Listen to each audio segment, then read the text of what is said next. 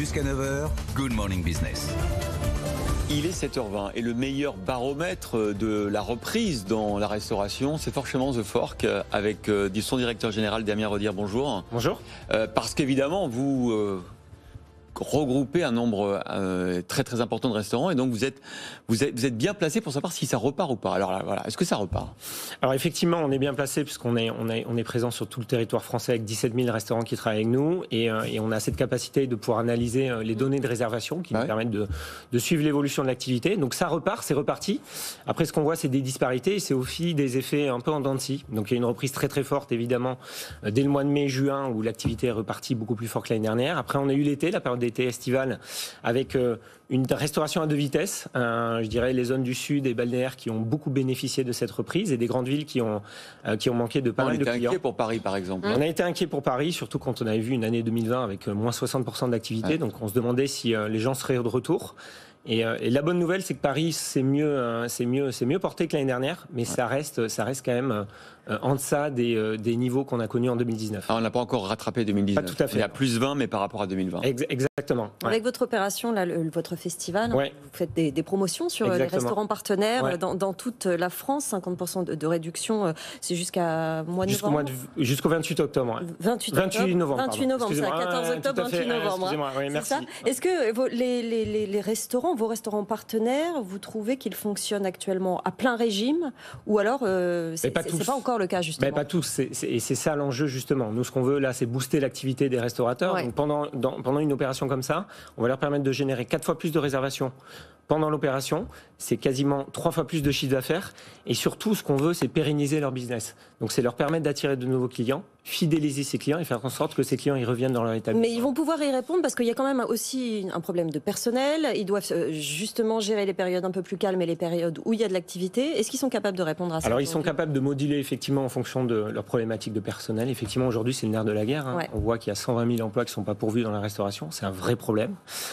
Donc, il y a des solutions qui sont en train d'être mises en place. On a vu récemment le gouvernement qui, je crois hier, vient de voter la loi notamment pour défiscaliser tous les pourboires par carte bleue. Donc on voit qu'il y a un pas en avant, il y a des choses qui sont en train de négocier. Et les syndicats font un gros travail là-dessus et tant mieux pour tout le secteur. Mais c'est sûr qu'aujourd'hui, ce problème de personnel, c'est un vrai enjeu pour le restaurateur, puisque le métier de restaurateur, c'est avant tout un métier d'accueil. Rien ne remplacera l'humain au restaurant. L'obsession du restaurant, c'est avant tout de permettre aux gens de vivre le meilleur moment de leur journée. Donc pour ça, il y a besoin d'humains. Et c'est aussi notre obsession, et on leur apporte des outils pour ça, pour gagner du temps. Donc voilà. Donc il y a des solutions, mais aujourd'hui, cette problématique, elle est clé et elle est au cœur effectivement du secteur. Vous parliez de disparités tout à l'heure qui perdurent. Ouais. Quelles sont-elles aujourd'hui, les disparités? Les disparités, si on regarde une ville comme Paris ou des villes comme Lyon et Bordeaux, on voit des restaurants qui vont plus être des restaurants de quartier qui ont une clientèle locale. Ces restaurants se portent plutôt bien. Ils ont bénéficié aussi des terrasses. Donc ils ont une activité qui a été même au-delà des chiffres qu'on a connus en 2019. Oui, parce qu'effectivement, ces restaurants-là, ils s'installent sur les trottoirs exactement. On voit qu'ils... Et ça a beaucoup aidé. Avec la gratuité en plus. Avec la gratuité, effectivement, sur les villes comme Paris. Public, exactement. Après, on voit d'autres restaurants qui, eux, ont clientèle plus de touristes ou d'affaires. Et ceux-là, pour le coup, c'est plus compliqué pour eux parce qu'on voit bien que les touristes sont toujours pas au rendez-vous. Et par exemple, les grandes tables, les étoilés, je sais pas s'il y a beaucoup qui sont dans le réseau The Fork, mais... Alors si aujourd'hui, on a près de 50% des restaurants étoilés qui travaillent avec nous. L'opération, le festival également, on va retrouver des restaurants du guide Michelin, la sélection du guide Michelin qui vont proposer des menus exceptionnels. Et est-ce que ces restaurants-là, alors effectivement, il y en a beaucoup quand même qui travaillent avec beaucoup de touristes. Donc ils ont réouvert beaucoup plus tard. On a vu pas mal de restaurants, notamment de Palace à Paris, qui viennent de réouvrir au mois de septembre. Donc là, on est en train de regarder les chiffres de l'activité. Ça se porte plutôt pas mal, mais ça reste encore poussif puisque les touristes sont pas au rendez-vous. Donc l'enjeu, c'est vraiment de pérenniser tout ça. C'est pour ça qu'on booste l'activité là. Et cette activité en dents de scie, vous avez constaté qu'il y avait des conséquences sur les prix des menus, des repas? Alors, je vous avoue que j'ai pas de chiffres très précis là-dessus. Il y a une tendance peut-être? Alors ce qu'on a vu, c'est que les gens ils se font plaisir. Ils ont envie de se faire plaisir. C'est pas la même chose. Ouais, c'est pas la même chose, mais ils mettent la main au portefeuille. Ils ont envie de faire plaisir et tant mieux. Ouais. Et ça, on le voit aussi dans des opérations comme le festival. C'est même si effectivement ils bénéficient d'une offre exceptionnelle, donc ils vont sortir du restaurant avec le sourire parce que dès qu'on touche au portefeuille, c'est quand même un des critères aussi de choix des clients. Mais on voit aussi que ces gens-là, ils vont plus consommer. En moyenne, un client qui réserve et qui bénéficie d'une offre comme ça, il va consommer 40% de plus. Pourquoi ? Parce qu'en fait, il va aller s'offrir un dessert en plus, un verre de vin. Voilà. Donc ça permet aussi aux restaurateurs justement de compenser. Damien Rodière, The Fork est membre de TripAdvisor. Vous nous redites un peu le business model pour les restaurateurs.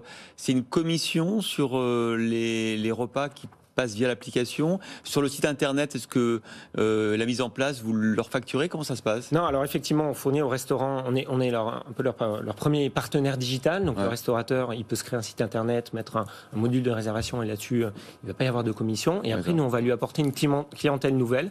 Tous les gens qui vont réserver depuis l'application The Fork, derrière, effectivement, on va leur apporter des nouveaux clients et on va prélever une commission sur ces nouveaux clients qui est autour de 6-8%. Par rapport à un panier moyen Par rapport à un panier moyen, effectivement, qui est déterminé avec le restaurateur. Voilà, donc l'opération, on le rappelle, du 14 octobre, donc ça y est, c'est ouvert, au 28 novembre, le festival The Fork avec 50% de réduction dans près de 1500 restaurants partenaires en France. Exactement. C'est le moment de se faire plaisir, Sandra? Exactement. Bon. On va y aller, à 2 clics d'un beau moment, ouais.